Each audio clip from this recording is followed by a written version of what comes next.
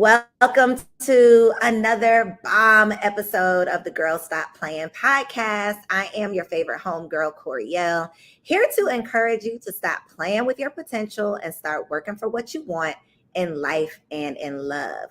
You already know that I believe you can make the money and you can get the honey as long as you are willing to work for it. Today we have an OG, triple OG, big boss in the building, virtually, of course. Y'all, she needs no introduction, but I'm gonna go ahead and give her one so we can put some respect on her name. This is Mia Ray, a mompreneur, fashion and lifestyle blogger, the big boss behind the Glamaholic lifestyle brand. And if you don't have a bag, I know you didn't seen a bag out here in these streets. I couldn't even listen. I tried to run down and get all of them. I got so many, y'all. My husband be like, if another bag show up at this house, I'm pulling your card. Okay, I'm pulling your card. Luckily, he has not done it yet because I think I got one of every collection, every drop. I grabbed me at least one or two, and not even because I need another bag, but there's something that it just does something to my spirit to be able to support this Black woman's brand. So shout out to you, Mia Ray, and welcome to the podcast. Thank you. Thank you so much. I appreciate that. Thank you for Listen, having me. you are welcome. And you know what else? I don't know how you've done this. We're going to talk about it, but you've created like this sensation around being able to get these bags. Like the first time, I wasn't able to get a bag the first time. So the first time that I was able to get a bag, I had to buy I think I bought like 8. I bought as many, seriously, I bought as many as I could. I still have a couple of them. I've been, like gifting them for Christmas gifts. I've given them away at some of my events. And when I tell you the people are so excited because they wasn't able to get a bag either. I figured out the secret, y'all. I ain't gonna share it with how I be getting the bag. But it's a method to the madness. Okay. It's definitely a method to the madness. So shout out to you. Listen, you like, I don't even know how y'all be doing it either, but we be doing it. We be getting them. And it's literally like not only a statement piece, but it's like a conversation starter. I've been in the airport. I've been on airplanes several times when people are like, oh, I see you with your Glamaholic bag, or they hold up their bag to it. We like, yeah, girl. So it's literally like this, I don't want to say cult because there's such a negative connotation when you say cult, but there is such a community that you have been able to build, which I just love. I just love. So I got to give you your flowers while I have the opportunity to do that. So congratulations on just being able to do the damn thing. Thank you so much. I appreciate that. I worked really hard. Listen, I know, and we're gonna talk about it because it isn't just something that happened. It isn't just something. Even if the people are new to you, it's not. You ain't new to this. And so I want to kind of, go back and talk about your humble beginnings for how the OG got her start. So take us back to Lil Mia, because you big Mia now, but take us back to the old days. Well, I like to say that I am like such a dinosaur because this is my 13th year, Mm-hmm. So when people see or like give like the background that you just gave, it took me 13 years to make this a sensation. It didn't happen overnight. And it really started from my lifestyle and fashion blog. I'm retired now. I'm no longer a blogger, but that is where it started. I started Confessions of a Glamaholic in 2009, and I literally sat at my computer every day and I talked to myself. I talked about the things that I like to wear, the things that were on my wish list, the things that I wish that I could afford, or how I took this one outfit and remixed it 5 different ways because I was so broke. That was the best that I could do. I had no money. And I really used the blog as the vessel to get to Glamaholic lifestyle. But it really happened because I wasn't making money from blogging. This is 13 years ago. It wasn't like it is now on Instagram where you could say, hey, pay me to post this, or, things like that. You literally had to get it out the mud, as the kids say. And my first year of blogging, I made no money. So I said, I had to find something to sell to my readers, because if not, this ship is sinking, So I met a friend who had a manufacturer in China doing something that he was doing totally separate from anything that I had my eye on. And I'm like, hey, I'm so tired of lugging my my laptop and all my books and notebooks around. Can you make a bag for me? And he was like, make it yourself.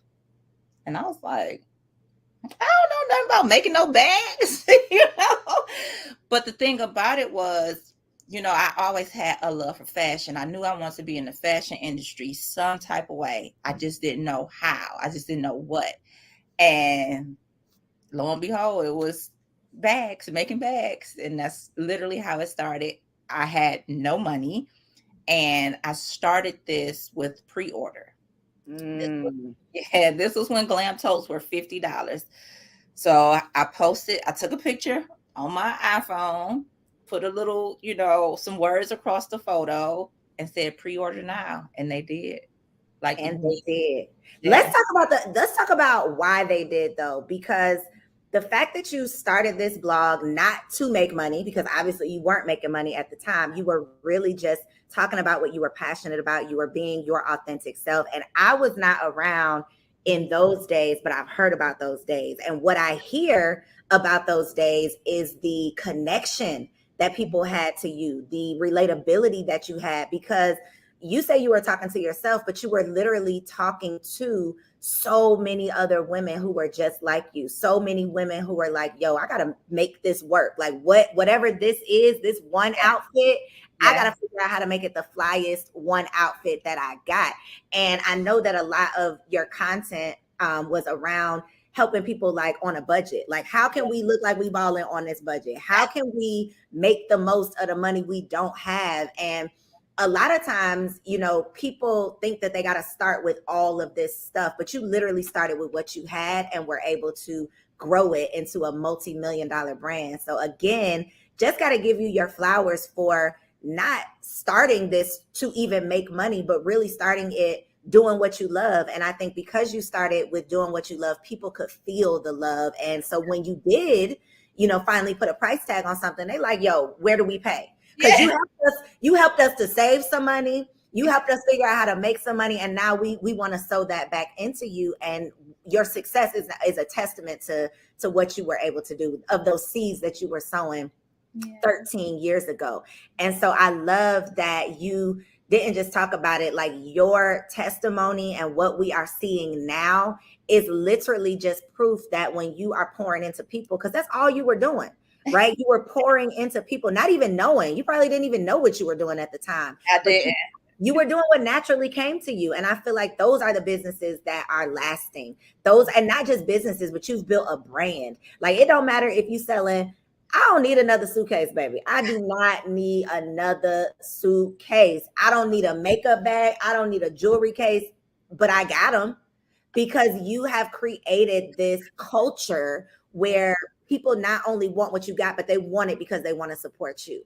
And I think that it comes from us knowing that you didn't start this thing just to make money. Like, you were literally just pouring your love into those blogs. And now you're pouring your love into these bags, and we can feel it and we want a part of it. So you were really creating the community before the social media thing, before, you know, it was like the popular or the cute thing to do. And so for anybody out there that's listening that feels like, well, I don't even know where to start, like, start with your heart.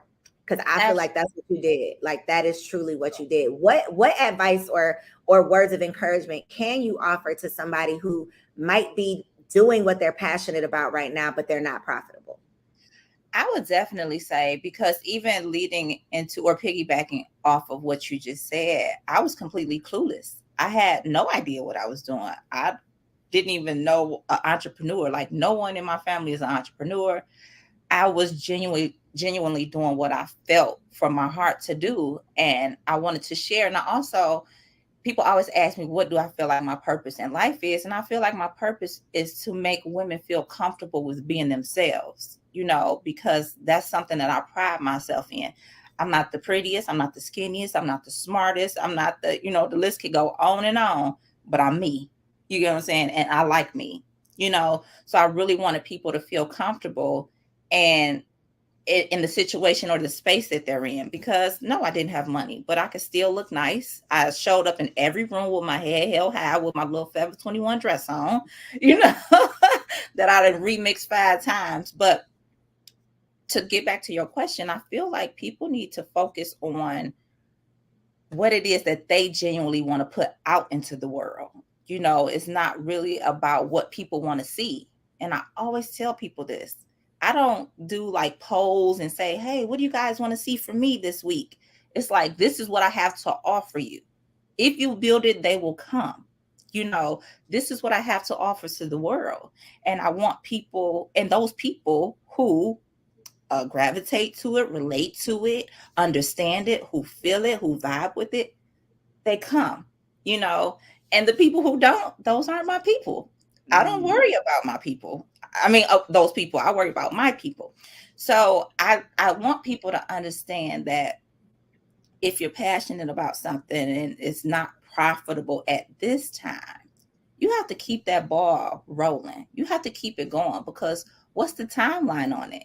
You know, I always tell people, you would never do what I did. It took 10 years for me to blow.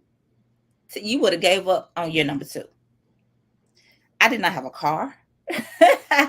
I did not have a house. You know, all these list of things that people put on their list of goals, I didn't have, but I kept going. And now I could do any and everything I want. But the fact of the matter is, I think it was Oprah I was listening to one time, and she said, if you'll do it for free, that's when you know it's your passion. If you'll do something over and over, you get up every day, not making a dollar, that's when you know you're passionate about it. The money, it'll come, but the passion is what drives it. Mm-hmm. And I love that you talk about the fact that it was 10 years in the making, because you have to be able to start, even though you don't know what that finish is going to look like, or even though you don't really, we have an idea of this timeline. And like you said, most of us is like, if I ain't figured it out in 2 years, this ain't for me. But you stayed down for your own dream, and you were willing to do the work even when you weren't seeing the results, right away. And so if anybody, if God literally came down and told you, I know it's looking rough at year 1, year 2, year 3, year 4, year 5, but by year 10, this thing is going to blow in such a way that it's going to blow your mind. Anybody would sign up for that. But you got to be willing to sign up for the unknown. You got to be willing to bet on yourself in such a way that you know it's going to blow. And whether it's year 10 or year 20, tell me, was it worth it, Mia? What you are experiencing right now, would you do it all over again to get here? And I know you got more coming, so you ain't even at the top of the mountain yet, but would you be willing to do those rough days, those no car days? I think you were living in like the attic, or your mama's, like, would you be willing to do that over again to get to this point? In a heartbeat. I would do it all over again in a heartbeat. I just posted my second Forbes interview, and I thank you. And I told people in that moment, I remember being on my knees crying, like, I can't even pay my light bill, like on my knees, like, what? I remember sending my son, I didn't want him to miss out on like a summer camp. I had to buy a plane ticket. I get to Washington, D.C. I probably had like $232 in my bank account. And I sat in a hotel and I'm like, what is going on? Like, it's things that people don't know that I went through, and how I just wouldn't give up. I couldn't believe, like, just some stuff that I remember. I'm like, girl, was you crazy?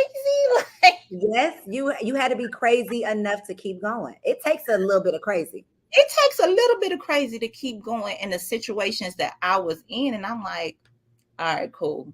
I cry, I take me a nap, I get up, I get back to work. So would I do it again? I would do it in a heartbeat, because everything, and I'll tell you why, every single thing that happened and occurred, it was for a reason. It is literally what led me to this very moment. It was for a reason. I needed every single ounce of everything that happened to me. I'll do it again. All of it was a part of it. All of it was a part of it. And I definitely have to just say that mindset, like, we haven't talked about mindset, but outside of even like reading the books and, doing the things to develop your mindset. Yeah. That little bit of crazy that it takes to keep going, that is the mindset. Like, that's it. It's knowing that knowing and believing that God has something greater for you. Like, I don't even know what it is. I can't describe it. I can't even Yes. imagine it right now. Because I know back then you couldn't even imagine. Like, if somebody would have told you, if somebody would have just showed you a vision, you would have been like, girl, stop playing. So the mindset piece of because everybody thinks it's skill set. Like, I gotta have what everybody got in order to do it. But no, you gotta have the mindset that I'm gonna figure this out. I'm gonna keep going even when I don't know how I'm gonna keep going.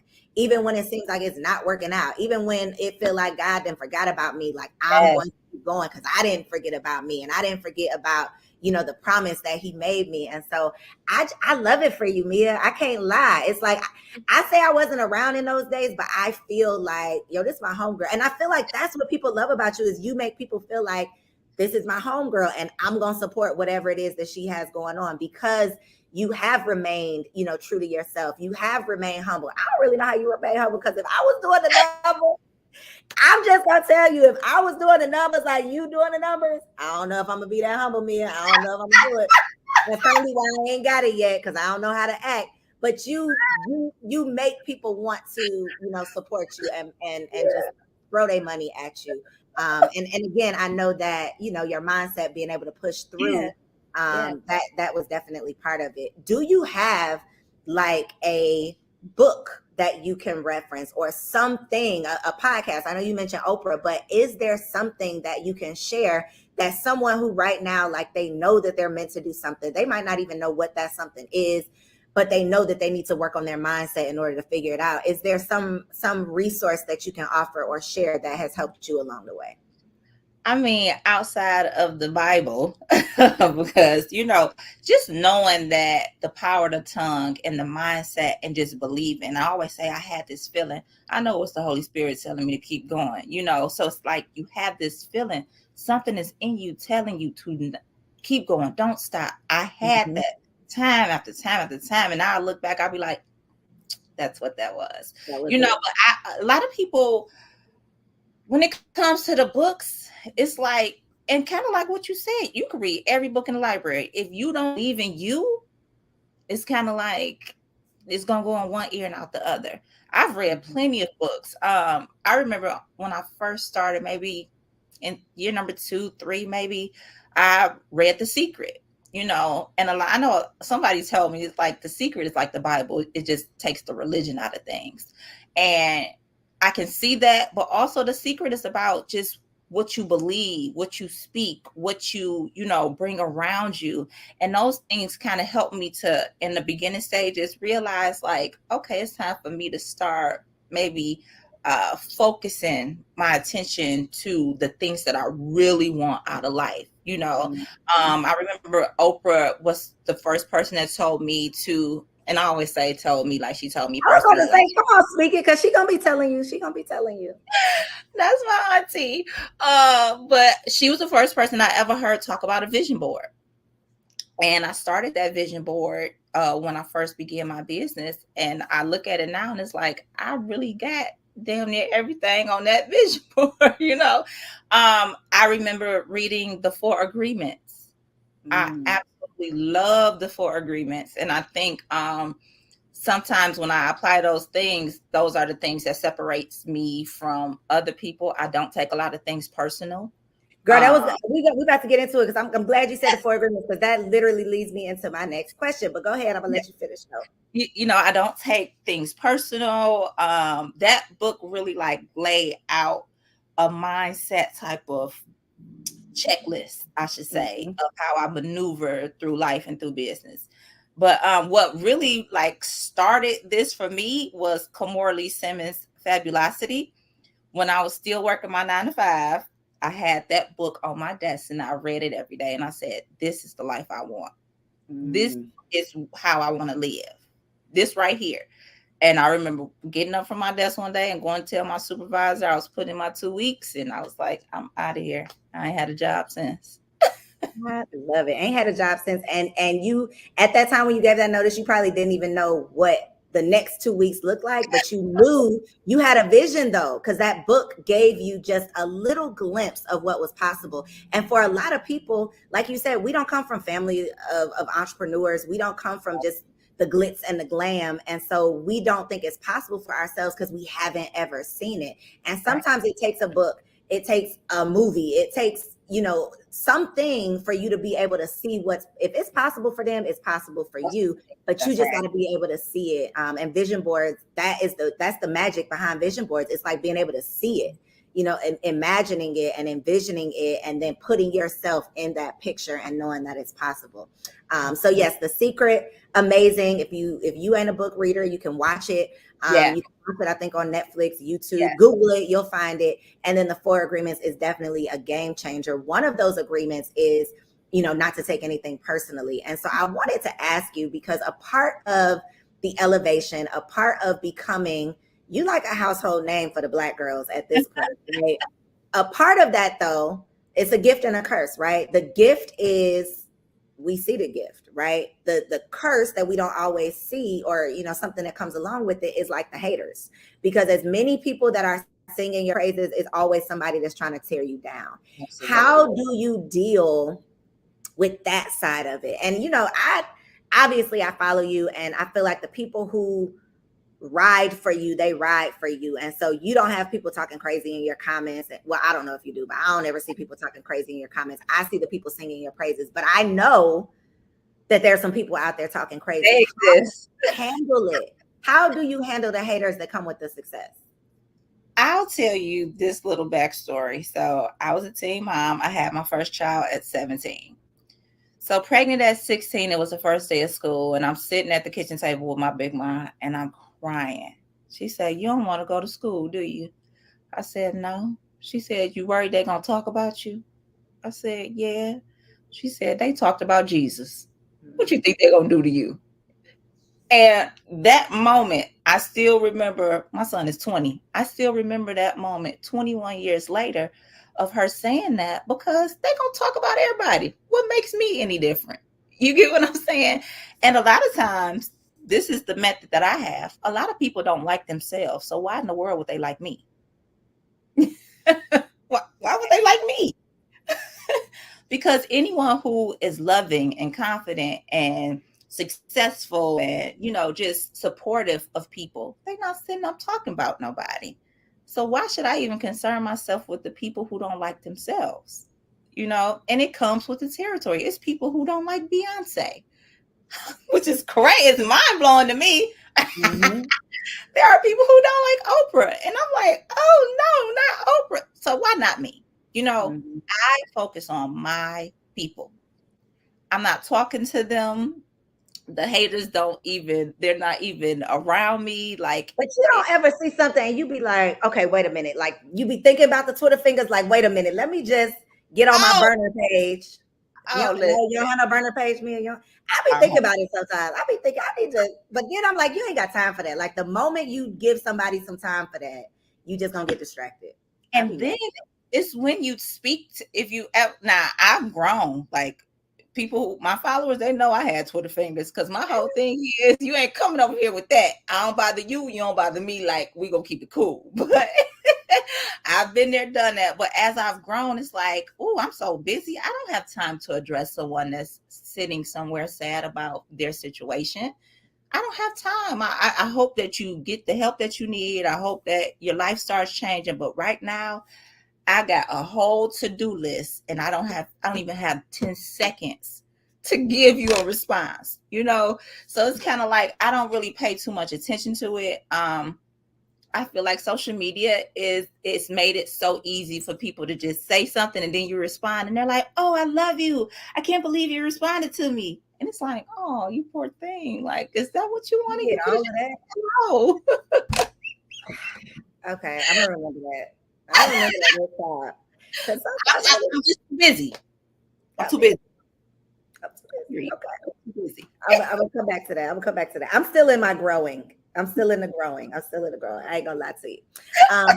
So you mentioned having a son at 17. You are a mom of 2. What and it's just mind blowing, when you say you have a 20-year-old, because it's like, yo, talk about not being a regular mom, being a cool mom. I know. Does he love it, or is it like, Mom? He does not want anybody to know I'm his mama. No. He's like, all the Why girls is he at acting school. like that? He's like, all the girls at school, they talk about you and they carry your bags.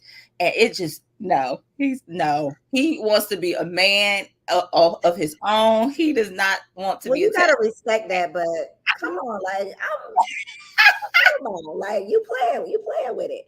But he has been, I know, because we just talked about, not coming from a family of entrepreneurs. Yeah. So to not just come from a family of entrepreneurs, but to come from an entrepreneur, like literally, and to grow as you were growing, in business. I just know that the things, the unsaid things, the unspoken things, the things that he's just naturally picked up, whether he realized it now or not, those things are invaluable. Those things are priceless. That whole, getting out the mud and seeing you, being there with you, like, getting it out the mud. And even I know, the sacrifices that have come with it. I know that he is just going to be like light years ahead of other people who are having to learn it in books or having to hire a coach to teach them to do things. And, little Santana, I know he's getting to see, like, I know that he's been around for maybe some of the mud, but now he's definitely seeing like the glitter and the gold. So his experience was probably a little bit different. But what there was one thing that you hope that they have gotten from just watching your journey, what would be that one thing? I think it would just be hard work. I pride myself in being a hard worker. I pride myself in being someone who just won't give up. I'm always looking for the solution. And I think when it comes to your children, well, I'll speak for myself. When it comes to my children, I want them to be able, and I say it all the time, I'm not going to be here for forever. So I want you to grasp on and hold on to what it is that you see from my life. And this came from faith and hard work. I really want my children to be able to stand on their own when I'm no longer here. Even now, I just want, as a man, it's really, when it's something different when you're raising men, I want my two Black men to know how to stand on their own, be consistent, give your all. I don't care if you wanted to be a professional dog walker. I want you to be the best dog walker there is. I want you to set yourself apart from these other dog walkers to know that you yourself put your feet right in front of each other and made it happen. So I really think that outside of the hard work, just humility. I want my children know that, when it comes to life, money is not, I don't really focus on the money. I know I call myself money making me a Ray and all that. I get that. But the fact of the matter is that I did this years on top of years, no money, and the outcome was the abundance. But still, when it comes to being very humble and very strategic with how you maneuver through life and helping other people, that's what I really want my boys to really see. It's about helping other people and making sure that you got, a good head on your shoulders. You got you some sense, because, people climb and gotta pull that rug from right up under you before you know it. And life is really about, just keeping your head on straight, working hard, being very, connected with others and not just, selfish and focusing on yourself. How do you navigate teaching them hard work, but then also having the resources to be able to like give them the moon and the stars? Woo. That's a juggle. That's a struggle. Now Munchie, that's my oldest. He was with me shooting in the gym. It was a Christmas where I could only buy him 5 things. And he looked at me and he said, "This is the best Christmas ever." And I was like, "Oh, my heart. Thank you, Jesus." But the little one, ooh, child, he liked to go to Miami. He liked to eat at Mr. Child's, Living his best life out here. Yes. Living the Glamaholic. He living a lifestyle, baby. He is. But he also knows that when it comes to like, he's such a loving person and he wants to help everybody. And I think he sees me doing that, and he knows that it's about sharing and, taking people along with you. never leaving your friends and your family behind, so it's a bit of a struggle when it comes to, I always try to give Santana balance, so he goes to a school where his tuition is a college tuition. But then on the weekends, he's just, hanging out, being his regular self around family and friends. And, I think that's the perfect balance for him because, I don't ever want to say like, oh, I have to humble him, because nobody ever tells rich white kids to humble themselves. I got to keep him grounded. No, he can experience what it's like to be a Black wealthy child, but still have a balance. Because listen, I don't care how much money I got, I'm still me. I'm still as ghetto as they come. I'm still as hood as they come, so he still got the mama that was raised on Dexter and Collinwood. I haven't changed. It's just the things that we are able to have access to now is a little different from when I was a kid and when Munchie was a kid. Born and bred Detroit girl through and through. I love that you ride for your city. And again, I love the evolution of what you've been able to do, what I've seen you do as far as Glamaholic lifestyle. What is your, like, where do you see Glamaholic? Do you see, is retail on your radar? Like, what is your ultimate, before I die, this is what I want Glamaholic to be? People ask me this all the time, and I think people think that I'm supposed to have an answer, and I'm just like, I feel like this is just the beginning, So it's like, would I like it to be in retail stores? That would be, an amazing thing. Starting something from my mom's attic to getting it into a retail store would be absolutely amazing. I just really want Glamaholic Lifestyle to be a household name, the same way everybody loves them, a Kate Spade or a Tory Burch or anything. And I always say, I'm not asking you to exclude Louis Vuitton or Gucci, just include Glamaholic Lifestyle. My thing is, I'm not saying that they aren't great designers or don't support them. Just include me. That's all I'm asking, So if it was to be in retail, that would be great. That would be awesome. I love what I do. I love coming to work every day.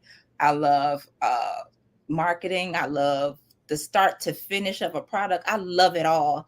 But if somebody was to come along and buy it, we'll love that too. Hello. That too. So for somebody who does have a goal, not even necessarily retail, but of developing a product, you mentioned, sourcing in China. What is your advice or something that like you wish you would have known before you made that first connection with, manufacturer, before you created that first glam tote? Like, what would be your advice for somebody who's looking to create a product? I can actually say that, I've never had a horror story when it came to suppliers. I've been with the same supplier for 13 years. He is my family now. Like, we love each other. It's deep, but a lot of times people do ask me this question, and I feel like the research of it all, just making sure you research, you grow a connection, you ask for exactly what you want. They are in the world of manufacturing. Whatever you want to create, hey, as long as you got the coin, they'll do it. I think a lot of times people get discouraged when it doesn't happen right away. If you could go back to the very first glam tote that I made and the ones that I have now, you'd be like, child, you were selling people that. The evolution of things. It may not turn out the way you want it. You may not find the manufacturer that you want immediately, but you have to be like consistent and persistent when it comes to creating a product, getting it manufactured. All these things is not something that's going to happen like overnight. And you also don't have to like piggyback or jump on bandwagons. You see other people. I don't make clothing, and I know that clothing brings in, a lot of my friends have clothing lines, and you could see something and not be ready for it yet. You get what I'm saying? Or not, or even not even have a desire for it. Mm-hmm. So, I feel like a lot of people see people doing things on social media and they're like, oh, I can do that too. Let me just find I wonder who her manufacturer is. And then it's like the outcome that you thought that you were going to get, you're comparing it to the person that you got the idea from. It's kind of like, I don't want to do this, because you're not passionate about it. It's just about you doing something that you saw somebody else do.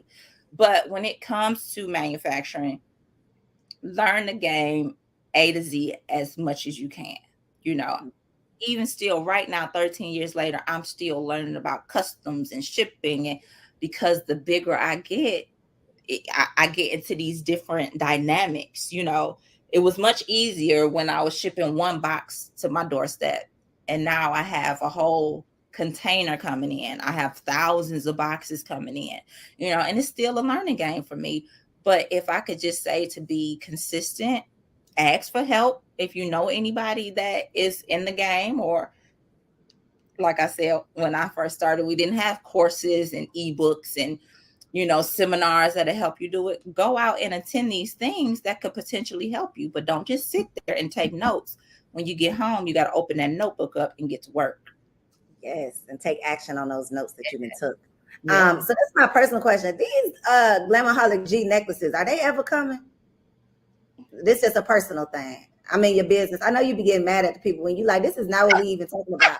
But I just figured I would go ahead and throw that out there. You could just roll your eyes and not answer if you want to. It's a surprise. It's a surprise. Okay, you giving me hope. Okay, I was just wondering. I will listen, I'm holding on to that hope, so that's fine. I'm gonna be right in line with the girls trying to get the things. Okay, so my last question, Mia, I got to get in your business a little bit, and I'm not really gonna get deep. But I want to know, as a super successful, I'm already claiming that you're a household name. As you evolve, as you grow, as you become more well-known, how does that affect your dating life? Well, I've been in a relationship for 4 years now. Oh, shit. Okay. Okay. Newsflash, baby. He's behind the scenes. Got it. Okay. All right. Okay. Well, we can X that off. We've been together 4 years now. So it's been a good minute of, but I can still comment on this because I was Mia Ray when I met him, When I was who I was when you found me. Okay. I was already Mia Ray. But I feel like I get this question a lot when it comes to like you being this strong, successful woman. Like, how does it make your man feel? And you really have to just, when it said it's somebody for everybody. And my person is the person that want Mia Ray to shine, and he want to stand in the background and mind his business and go about his day. He's not in competition with me. He don't want to be me. He don't want nothing that I got, So when it comes to that, you will, like, I've seen you find your person. Like, I was there seeing you find your person. Okay, I saw it. So I feel like, watching stuff or watching people like you gives so many women hope that it's possible, because the world makes you feel like you have to choose between success and love. And I ain't got to choose nothing. Like, I can have any and everything that I want, and I have it, but I do know that's something that, I went through. I kissed a lot of frogs, Every frog ain't your friend. They don't want to see you happy. They don't want to see you rise. A lot of men are insecure when you're with a woman that is successful or making more money than you or things like that. But when love is the focus, like, I'd hate the money debates on social media. Like, the man got to take care of me. I can't stand it. People who ain't, it's like when you have the right person, all of those silly conversations go out the window. You ain't even worried about that type of stuff. No, this is a we thing. So it's like, this is a team. So we're not against each other. We're not using each other. But I do feel like that is something that, not just successful women or entrepreneurs, it's just women. It's something that, is a struggle for everyone. But I definitely feel like it does exist. I hope that, I do give women hope. Not that I share a lot about my relationship on social media. I don't, but it's just in the world that we're in now. I just want some stuff to myself, like you know. Yes. And I hope that women Have that honor that. You know, I hope that women honor that, you know, that it's okay to have something sacred, and you don't have to prop up a phone and show you and your mate waking up out the bed every morning. You know, it's okay to just do whatever you want to do, whatever it is, just do that. But I want people to see, and there are certain things that I show that, you know, people know that I'm respected, people know that I'm loved, people know that my children are loved by this person, by my man, you know. And seeing me from day one to now, I know a lot of women are happy for me, and I hope that they see that, you know, it does exist. Yes, and you really can't. That's the whole, Mia, when I tell you, like you said, what would you do for free? Being able to inspire people, being able to have these conversations for Black women who are really like starting to lose faith, whether it's making the money or getting the honey or both. You know, it's like, this is what does it for me. This is really truly what does it for me. What really makes my spirit feel like, girl, you doing what you were sent here to do, because Right. so many of us get distracted and lose faith and lose sight of what's possible for us. So Yeah. I appreciate you, just all that you do to inspire the girls who, you know, don't have people around them that are cheering them on, or don't have people around them that are examples of what's possible. You are literally showing the little Black girls that it truly can happen if you are willing to work for it. So I appreciate you spending some time with us. Let the people know. I'm gonna go ahead and scroll it on the bottom. Now y'all can log on. I don't know if you're gonna be able to get anything, because she be acting. Sign up for the text messages though, because that's the real game right there. Is get on the text list. How can they get on this list so that they can hope and pray for one of these bags? Well, I have a website full of inventory. I mean, sometimes we'll drop stuff does sell out really quick. But I have a whole website full. So if you go to glamaholiclifestyle.com, you can sign up to receive emails and text messages. So you'll always be in the know of everything and the times that stuff happens. But I'm good. It's I got plenty of inventory. Okay. She got some stuff for y'all. Go check it out and add it to the collection. Like, even if you don't need something new, know that you are supporting a real person, somebody who is not just doing it for the coin, but, you know, she can use all the coins. So go on and slide them her way. Listen, I appreciate you, Mia. It's always a pleasure being able to connect you and share my platform with you. So thank you for being a part of the Girl Stop Playing podcast. And thank y'all for tuning in, tapping in. Another bomb ass episode with a baddie who got that bag. See y'all next time. Peace.